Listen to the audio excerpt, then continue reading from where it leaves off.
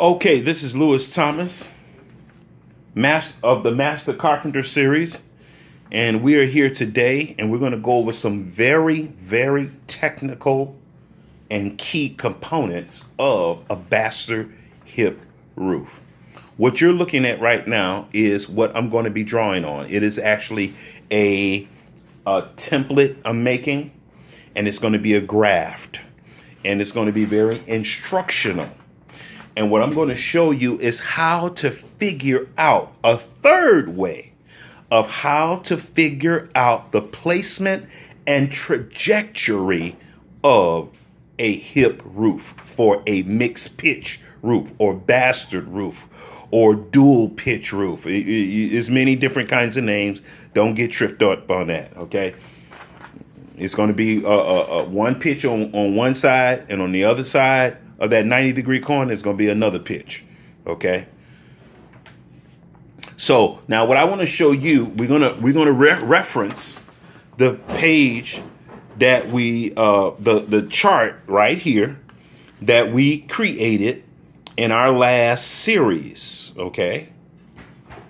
We're going to reference this page here. All right, I'm holding it here so you can get a screenshot of it if you have to. And so you can see all the measurements. It's pretty clear on this camera. And so hopefully the translation into the digital world of the internet will translate over nice and crisp and clear like I'm seeing it right now on this camera phone. Now, the part of this chart that we're going to look at now is primarily this little corner here, okay? This corner here. Because this is the actual hip right here. This is the hip. This is the imaginary run of the hip and the height of the plate height difference, which is 5.5 inches. Okay? So now we have another rendering of this right here with another drawing on this sheet of paper. And that's right here in this corner here. Let me see if I can get this. Yeah, right here in this corner here. All right. So let me explain what's going on here. Recap what's going on here. Now, the dark solid lines represent the building line for the outside corner. An outside corner is a corner that points away from the inside of the house. An inside corner is a corner that points towards the inside of the house. So look very carefully here. This line right here is the building line. Okay? That's the outside of the plywood, not the framing, but the outside of the plywood, the outermost edge of the building. This solid line right here represents the outermost line of the subfascia. In between these two lines, there is 16.5 inches. Well, not in between the line, but from the building line to the outside of the subfascia is 16.5 inches. So look at this. So this corner here represents the building line, the outside of the sheeting. This line represents the outside of the subfascia. From the building line to the outside of the subfascia is 16.5 inches. But if you look very carefully, you can see a dotted line. A dotted line that kisses this solid line. Well, that dotted line represents the exterior corner, the interior corner of the building line. And this line represents the interior corner of the subfascia. And from the building line to the outside of this dotted line is 16.5 inches. So from this line here, the outside of this line, which is the sheeting, the outside of the sheeting, to the outside of the subfascia is 16.5 inches. Okay. So now you can see that all these lines they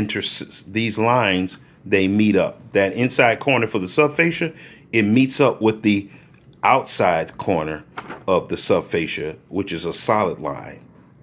And you can see that they overlap. Well, what's happening here is this corner right here is the ground zero for the hip.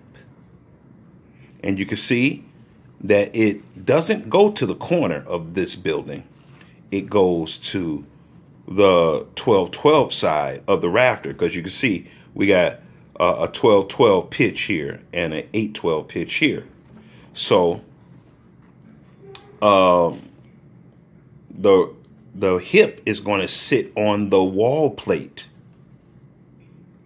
where the jack rafters for the 12-12 side sit on. Okay. And that's the rule of thumb. That's the rule of thumb. Okay. Sometimes there's some exceptions because it depends on how short the overhang is, but we're not going to get into all that. So that's way more technical, but and going to take us into another path. But so you can see that the hip intersects with the building line on the 12-12 side, where the rafters are going to go, where the jack rafters are going to go, right there, which is 8.26, which is 8.25 inches, or 0.688 feet. All right. You can see where the valley is going to hit. You can see where the valley is going to hit from the inside corner. It's going to be 4 and 0.58, which is 4 and 9/16. 4 inches and 9/16. No, I'm sorry. That's feet. 4.58 is feet, but it's going to be 5.5 inches from this corner here all the way down to the center where the valley and the building line intersect, which is 5.5 inches. Okay. So the difference between this and this is the difference between where the bird mouth for the hip is going to be and the bird mouth for the valley is going to be. So the bird mouth for the valley and the bird mouth for the hip on a mixed pitch roof is never going to be the same. That's a rule of thumb you want to remember, because I have seen carpenters, well, I don't care how much experience they've had, they never did, a lot of them never really grasped too well that the valley, or couldn't remember that the valley and the hip don't have the same tail. It's impossible for them to have the same tail, you know, in usual framing situations. Okay. So what we're going to do today is we're going to graph this out. All these lines here, well, not all these lines, but we're going to graft out this, the hip. We're going to graft out the hip, and I guess the valley too. Yeah, we're going to try to graph out the valley too. And we're going to do it on this piece of drywall here. Now, usually I would do it on a piece of plywood, but I wanted to have it on a piece, something white and light, so you can easily see my lines and I could be able to easily communicate to you and illustrate to you what exactly you're saying. So what we're going to first do, we're going to get our tape measure and our pencil. We're going to get our tape measure and our pencil, and we're going to start this. Now look at this. I want to show you this too. Now let's look at this, our graph again. So we know that we got 18 18.5 inches from the 12-12 side to the 8. Okay, to the end of the 12-12 rafter, which is 18.5 from the building line all the way to here, the plumb line. Okay, and then we also know that we have 3 feet here, 3 feet or 36 inches from the building line all the way here. So watch this. I want to show you this. I want to show you an easy way on how to figure out the placement for your hip and valley. Now, the two pitches that we're working with is 8-12 and 12-12. Watch this. 8-12. We're going to draw this as accurately as possible. 8. We're going to make a little mark at 8. Hope you can see that. I don't want to make it too big. And 12. Okay. We're going to go here. 12. Okay. Now, 8 and 12 has to intersect. They have to intersect. All right. You know what I'm going to do? I'm going to do 12 this way.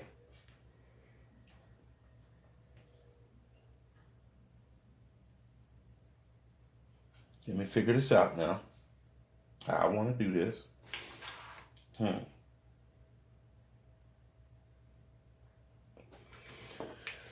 Let's do...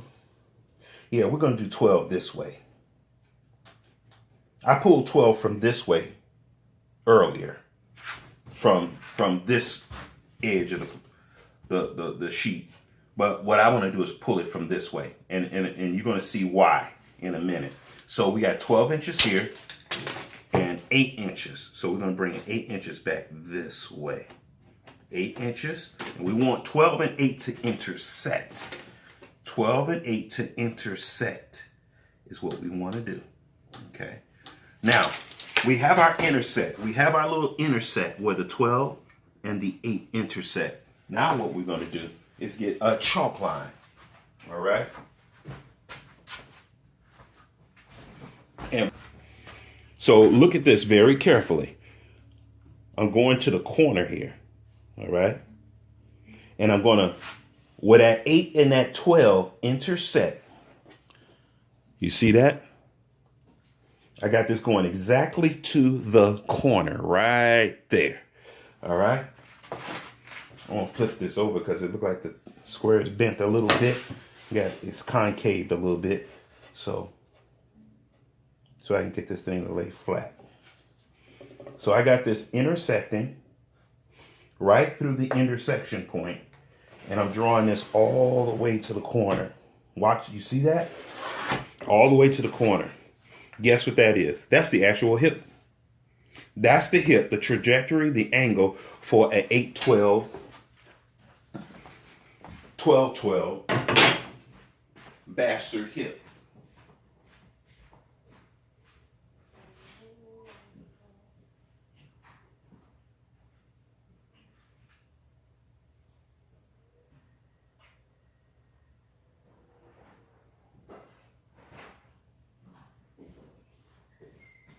Now what I'm going to show you is this. Watch this. Show you how accurate this is for a 12-12. Look at that. It is 25, 33 degrees. Something like that. It's close to 33 degrees on this side. And on this side is 57. Is it 57 degrees or 56? 56 degrees. Okay. So 56 degrees on this side, and let's write that down. 56 degrees. And on this side, we got 30.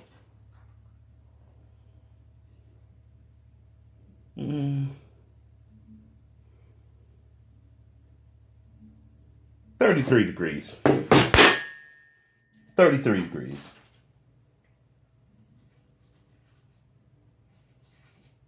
Now, 56 and 33 degrees, that lets you know what your bevel is going to be for the rafters on this side.